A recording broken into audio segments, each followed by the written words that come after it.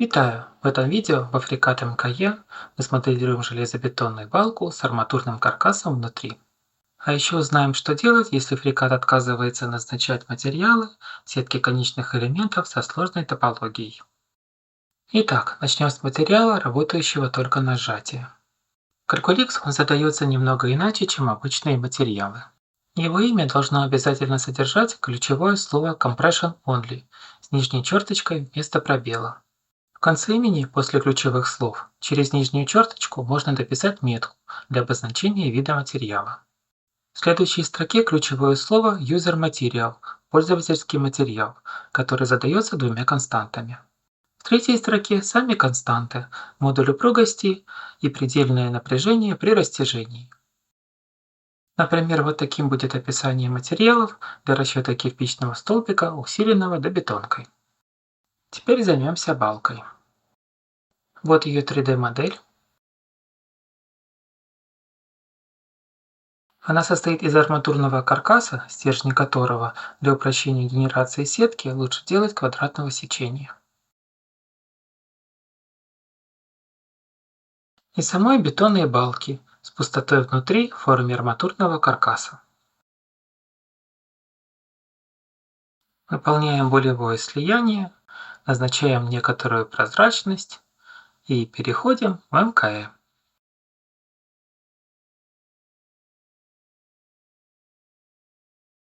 Добавляем контейнер с расчетом, решатель, как водится, Calculix. Создаем сетку конечных элементов.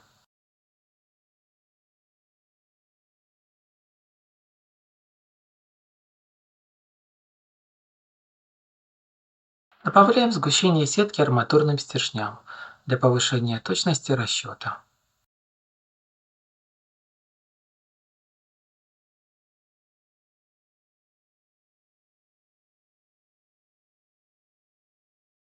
Генерируем сетку конечных элементов.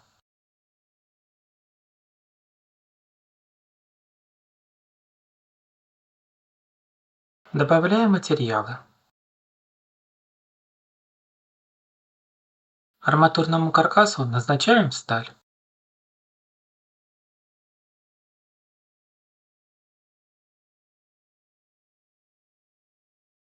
Бетону, естественно, бетон, который мы впоследствии переделаем в Compression Only.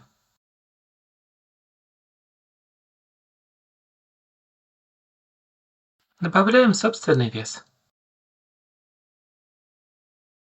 Добавляем нагрузку.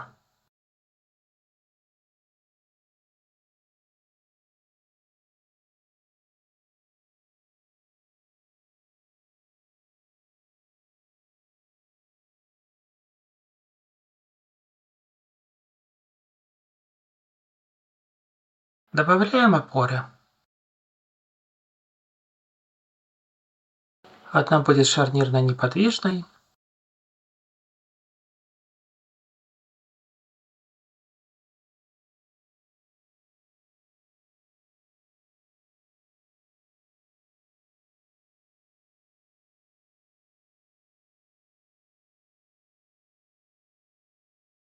другая шарнирно-подвижной.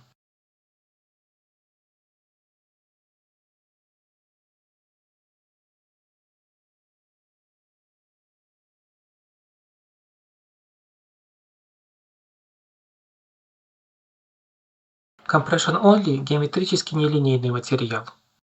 Поэтому в настройках Calculix нужно обязательно включить учет геометрической нелинейности.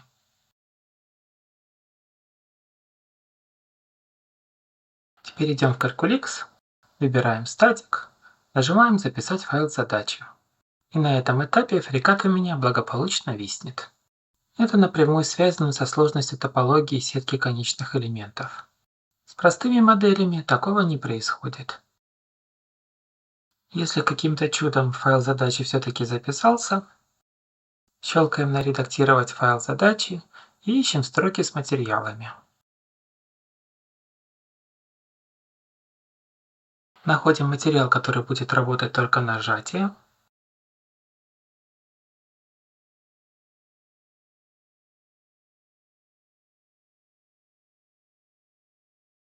и заменяем его имя на Compression Only.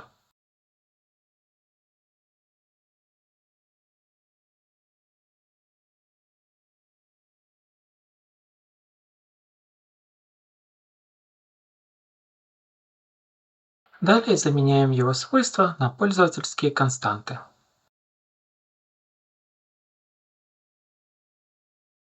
Если у нас есть нагрузка, где задействован собственный вес, то не забываем добавить плотность.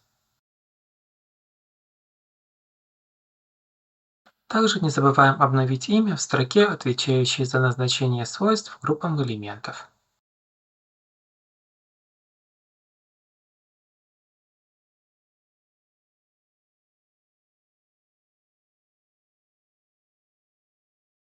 Сохраняем изменения и запускаем расчет. Теперь решим проблему зависания. Для этого переделаем шаги, связанные с назначением материалов и генерацией сетки конечных элементов. Добавим материал. Он нужен только, чтобы в файле задачи при генерации появился раздел с материалами. У меня это сталь, которую в процессе назначим арматуре. Это поле оставляем пустым, то есть пока назначаем материал всей схеме. Создаем сетку конечных элементов. Конечные элементы ставим первого порядка, общая плотность сетки пусть будет 25 мм. Добавляем сгущение сетки арматурным стержням.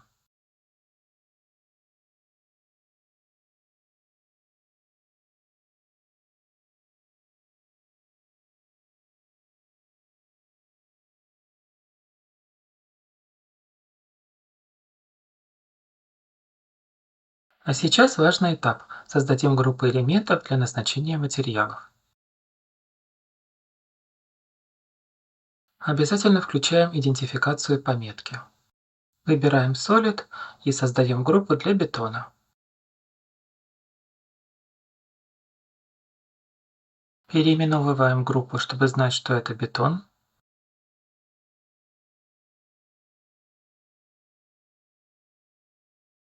Проверяем, чтобы такой же была метка группы. Это важно. Точно так же создаем группу и для арматурного каркаса.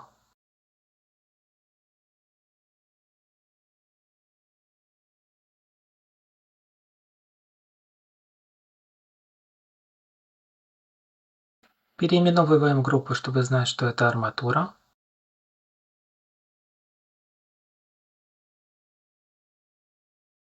Проверяем метку группы. Не забываем после всего сгенерировать сетку конечных элементов.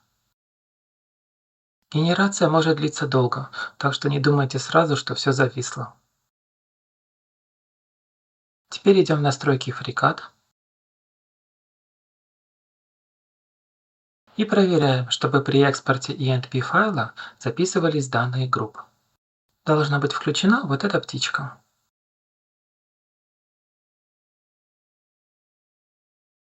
Экспортируем сетку в формат конечноэлементных сетей с расширением ENP. Из этого файла мы будем копировать группы элементов для бетона и арматуры и вставлять их в файл задачи.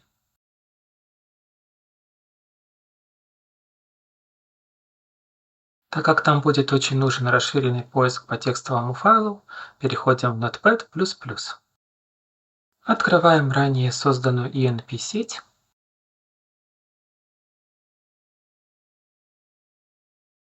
Ищем LSET, Element Set, наборы элементов.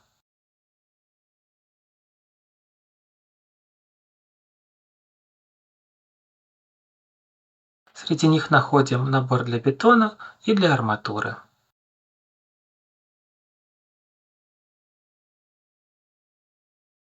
Вот бетон, а вот арматура. Для удобства создаем отдельный файл и копируем в него набор элементов для бетона,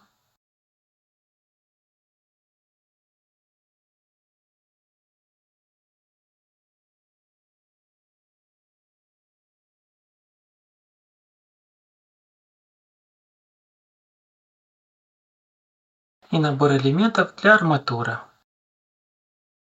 Тут важно проследить, чтобы в диапазон выделений попали все элементы из наборов, иначе потом Calculix выдаст ошибку.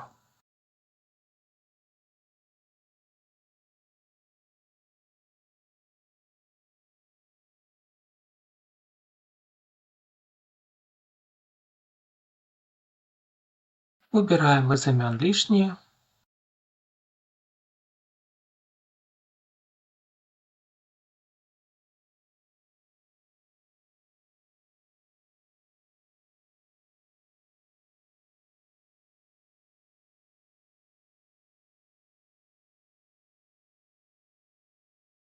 Все, наборы элементов для назначения материалов готовы.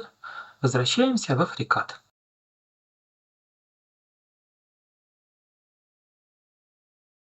Включаем в настройках Calculix геометрическую нелинейность.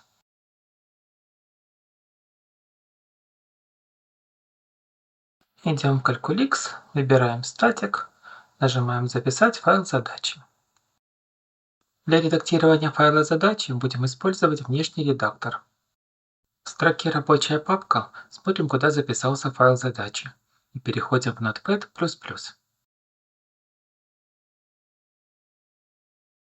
Открываем файл задачи.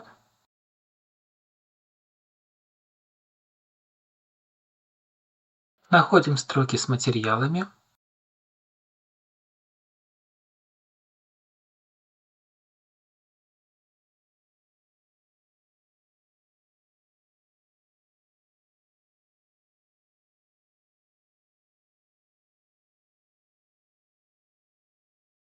И прямо перед ними вставляем ранее приготовленные наборы элементов для бетона и арматуры.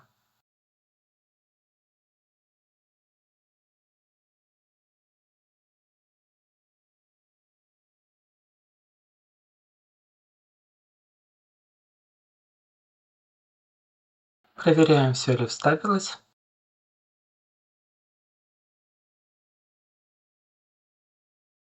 Бетон, арматура. Теперь приведем в соответствие существующий материал. Мы ему изначально задали свойства арматурной стали, поэтому просто переименуем.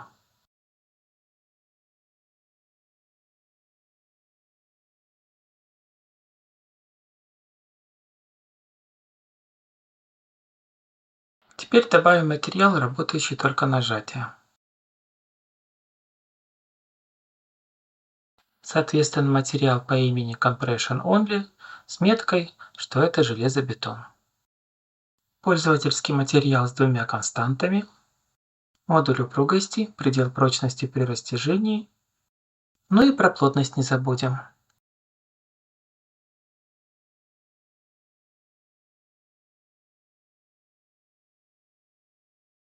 Теперь назначим свойства набором конечных элементов. Одна строка с назначением свойств конечным элементам у нас уже есть. Используем ее для задания свойств арматуре. Набор элементов арматура.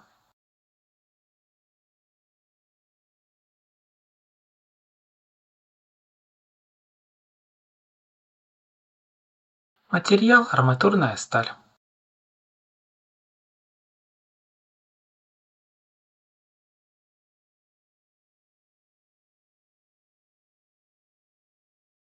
Копируем эту строку и переделываем ее для бетона. LSET равно имя группы элементов, которые назначаем бетон.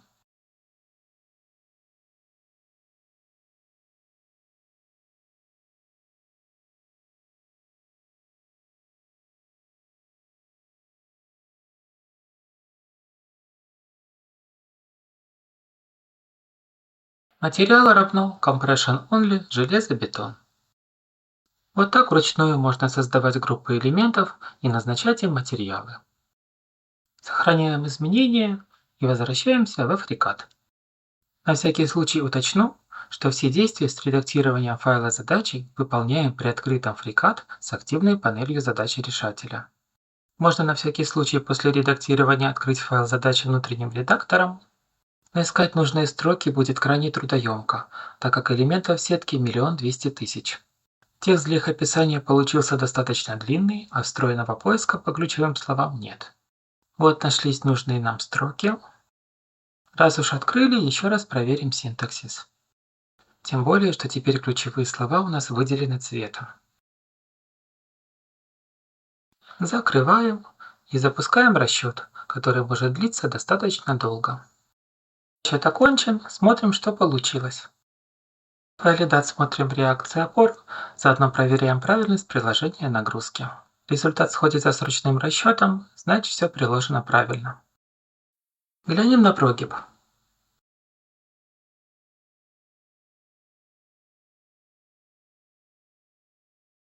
Получилось 12 мм. Вручную, по упрощенной методике, у меня получилось 27 мм. Комментировать не буду, так как из-за того, что до образования трещин деформация одна, а после раскрытия трещин другая. А еще непредсказуемое место образования и количество трещин также заметно влияют на прогибы. Поэтому, каким бы методом ни считай, расчет по деформациям железобетонных конструкций всегда будет приближенным. Теперь, настроив визуализацию, будем анализировать то, что нас интересует больше всего – напряжение в бетоне и арматуре. Начнем с напряжения в бетоне. Чтобы лучше было видно высоту сжатой зоны, добавим данные вдоль линии.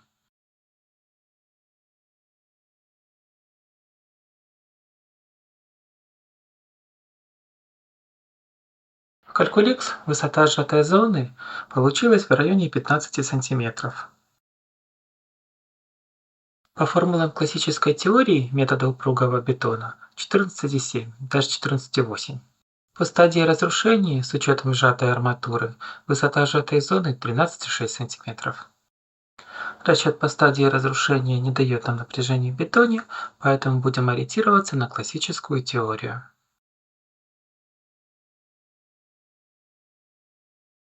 Как видим, напряжения один в один совпадают. Так что по части бетона все в порядке. А вот с арматурой не все так однозначно. Но сначала переместим линию так, чтобы она пересекала арматуру.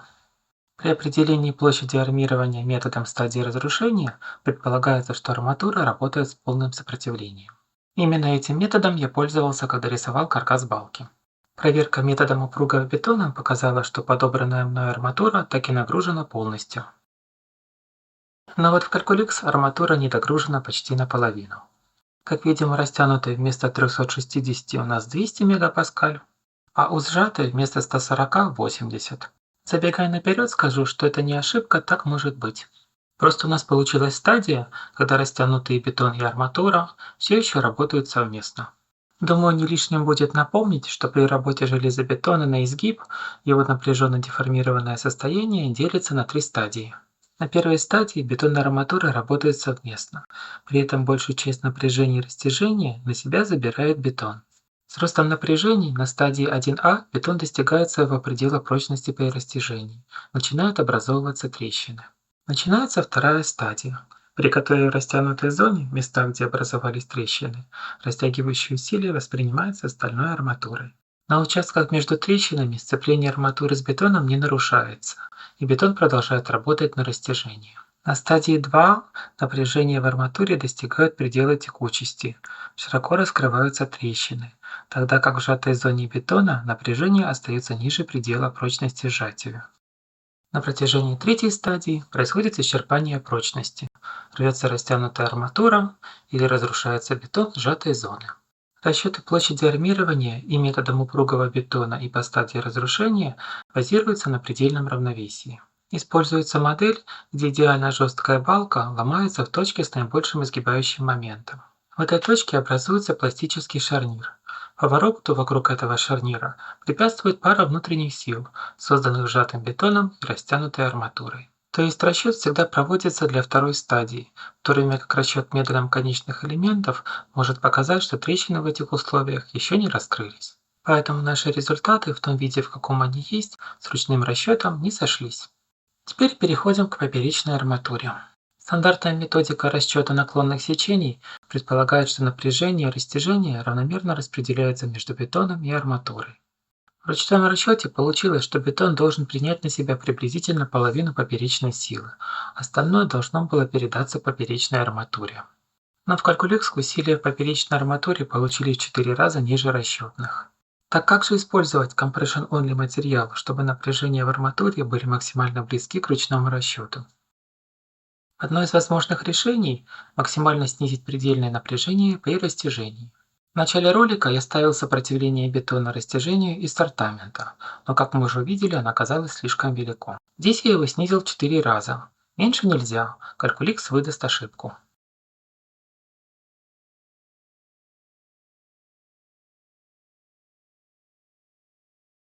В этом случае напряжения в растянутой арматуре получились достаточно близкими к расчетным.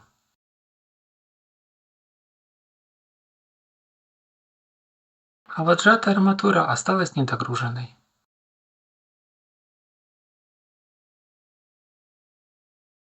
Ближе всего к ручному расчету оказались напряжения в поперечной арматуре и сжатом бетоне.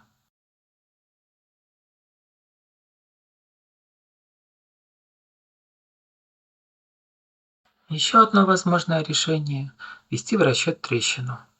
Но она подходит только для продольной арматуры. В 3D-модели вместе с максимальным усилием дорисовываем щель, которая в расчете будет вести себя как раскрывшаяся трещина.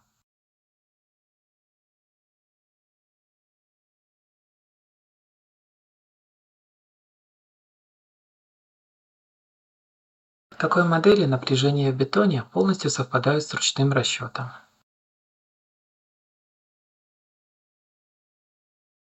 Напряжение в растянутой арматуре тоже почти один в один.